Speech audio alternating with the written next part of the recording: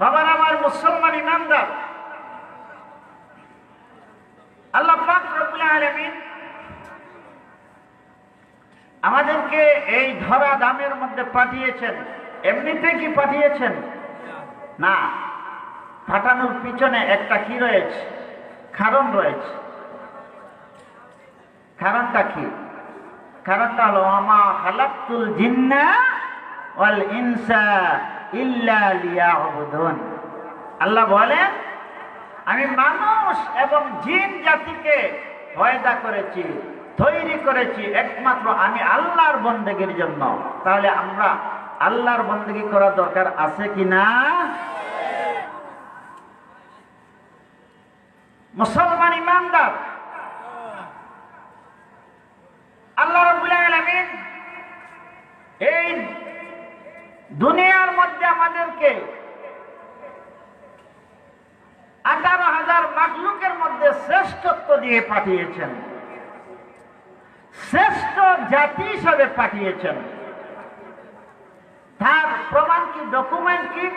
আল্লাহ certify করেছেন কুরআনুল কারীমের মধ্যে, আপনি আমি যে শ্রেষ্ঠ জাতি।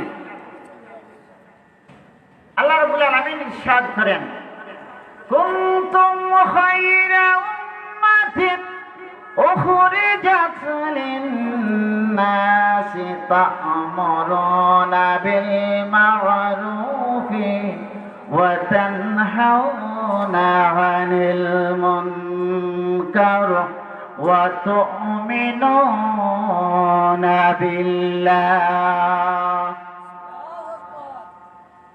আল্লাহ রাব্বুল আলামিন ইরশাদ করেন, কুনতুম খায়রা উম্মাতিন, আমি তোমাদেরকে শ্রেষ্ঠ জাতি হিসাবে বের করে এনেছি। উখরিজাত লিন-নাস, আমি তোমাদেরকে কি করেছি? শ্রেষ্ঠ উম্মত হিসাবে বেছে নিয়েছি, বের করে নিয়ে এসেছি। এই শ্রেষ্ঠ জাতি হিসেবে, শ্রেষ্ঠ উম্মত হিসেবে আপনার আমার কাজ কি? এই আয়াতের অন্য স্টেপের মধ্যে আল্লাহ জানিয়েছেন, তা'মুরুনা বিল মা'রুফ, তোমরা ভালো কাজের অ্যাডভাইস করো, ভালো কাজের তোমরা কি করো? আদেশ করো। তাহলে শ্রেষ্ঠ জাতি হলেই কি চলবে? না, শ্রেষ্ঠ জাতি হিসাবে শ্রেষ্ঠ যতগুলো কাজ আছে, এই শ্রেষ্ঠ কাজগুলো আপনার আমার দ্বারা সম্পাদন হওয়া দরকার, ঠিক কিনা?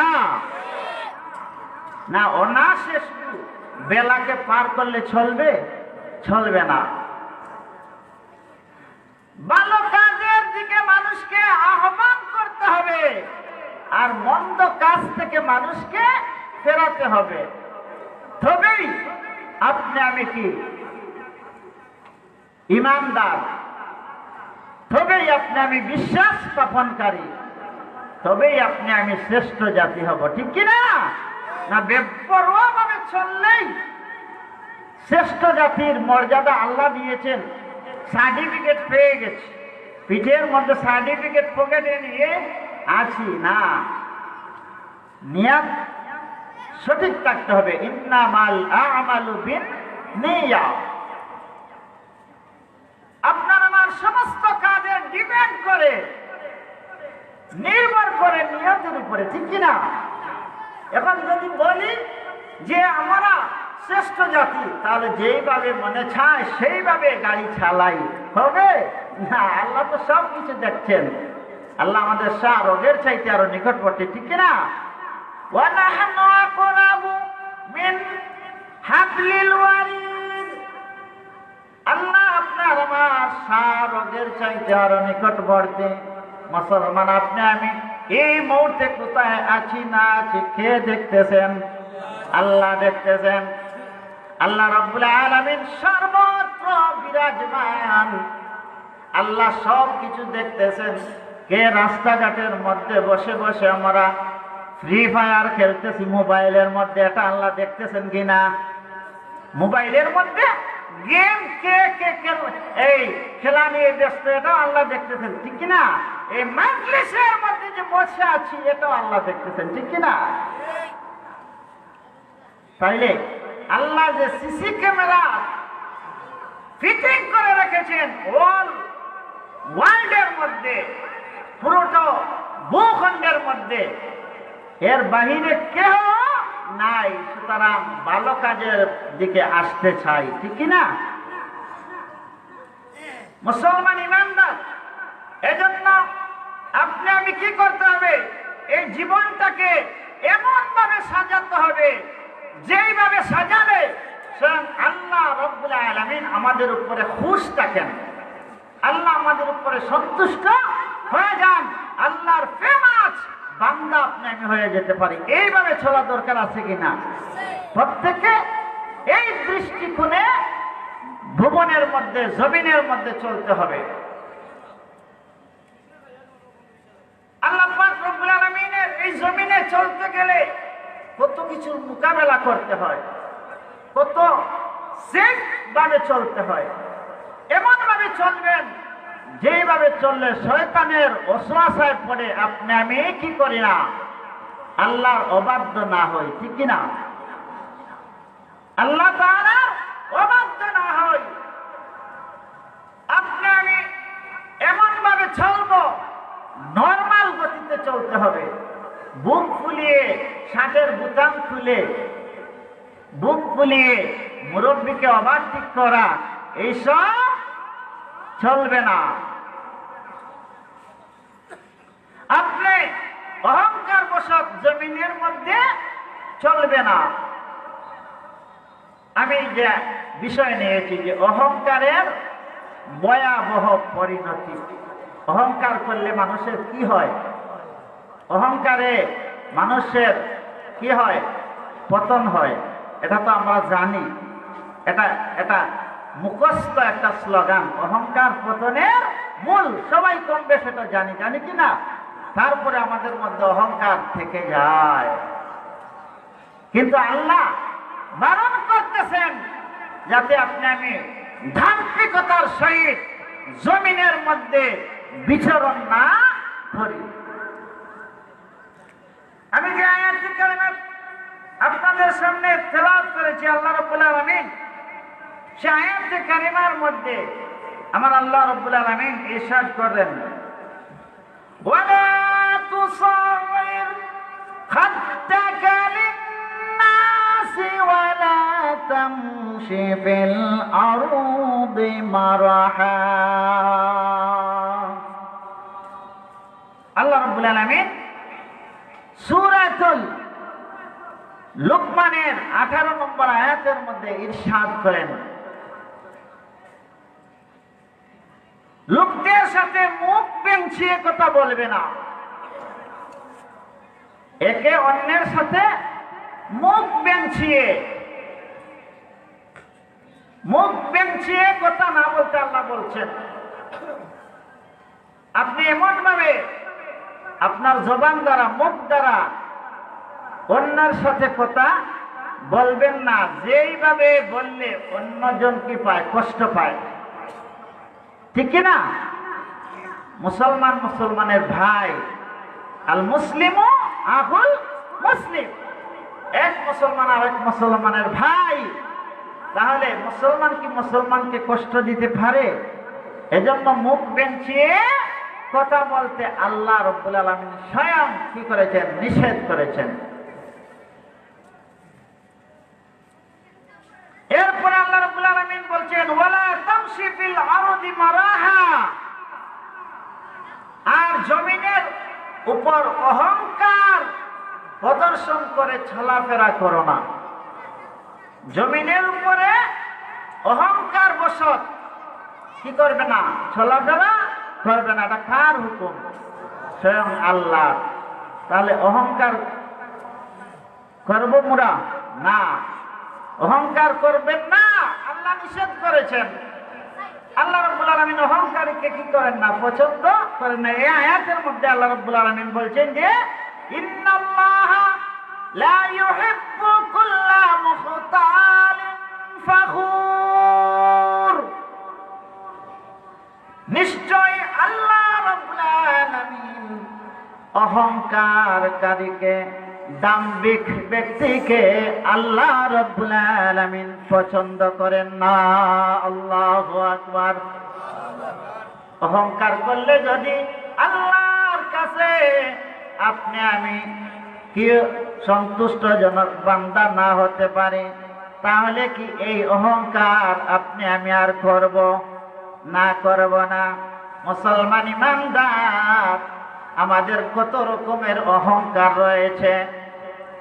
কারো মনে করেন একটা গ্রাম, এই গ্রামের মধ্যে কোনো একটা গোত্র রয়েছে, যে গোত্রে কি খুব পাওয়ারফুল গোত্র, আমরা সিলেটি ভাষায় যাকে গুরু বলি, হ্যাঁ, চৌধুরী গুরু, চৌধুরী বাড়ির মানুষ, বাবারে গেট আপ নিয়ে চলতে হয়, হ্যাঁ, গেট আপ হতে হবে, গেট আপ না হলে চৌধুরী মনে করবে না, ঠিক কিনা? এমন আছে না সমাজে?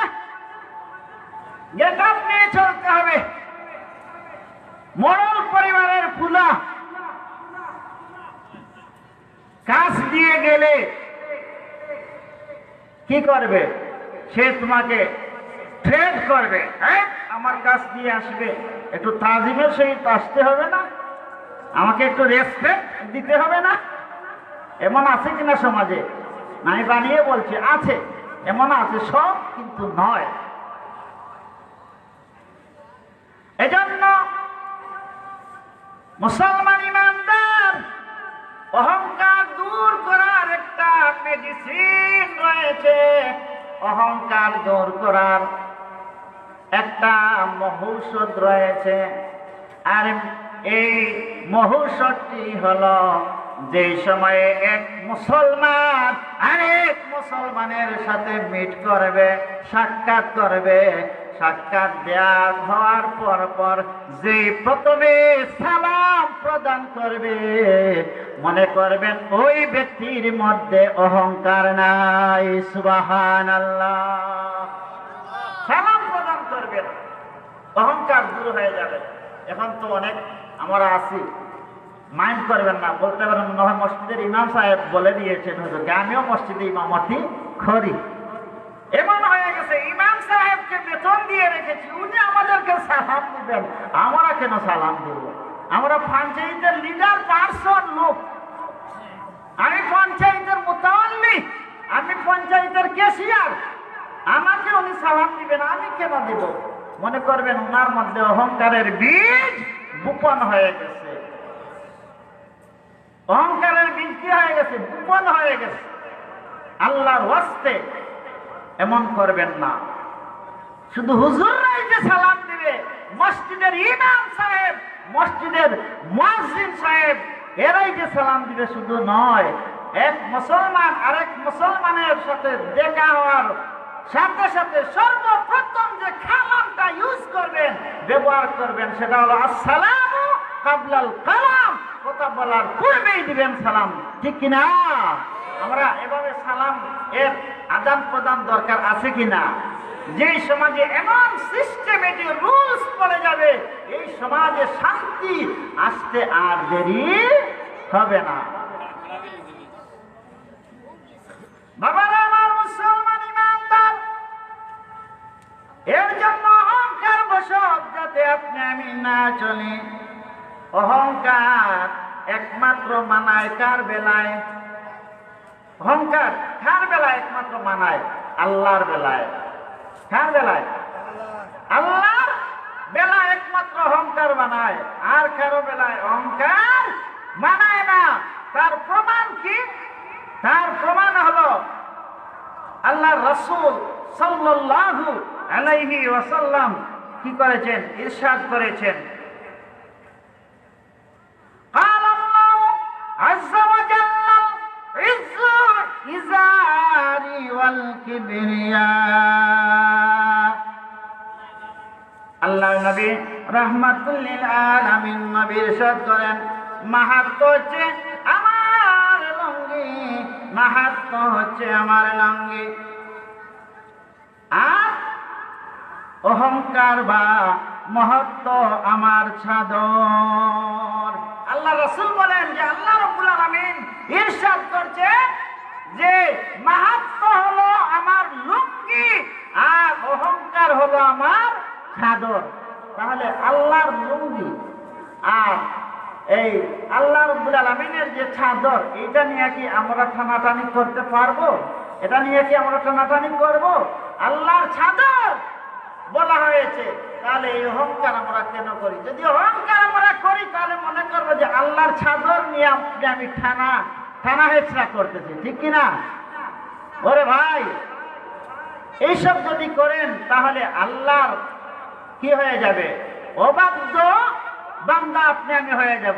ওই দেখেন বর্তমান যে সময়, এই সময়ে এক নাস্তিকের অবস্থা তো প্রায় যারা সোশ্যাল মিডিয়ায় আছেন জানেন, দেখতেছেন কিনা, কি আবুল সরকার, একটা নাস্তিক, ফাউল, সে বলে আল্লাহ এইখানে এক কথা বলেন, ওইখানে এক কথা বলেন, নাউজুবিল্লাহ। সে এমন কথা বলে যে আল্লাহ এক মুখে কত রকমের কথা বলেন, এটা মুখ নি না অন্য কিছু, নাউজুবিল্লাহ। আমি এত নিম্ন শব্দটা ব্যবহার করতে চাচ্ছি না।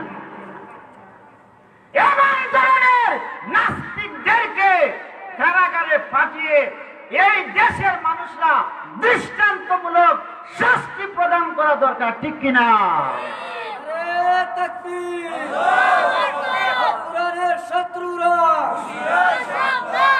বাবার আমার মুসলমান ইমানদার, এই নাস্তিকের পক্ষ নিয়ে মানুষ মানববন্ধন করতেছে।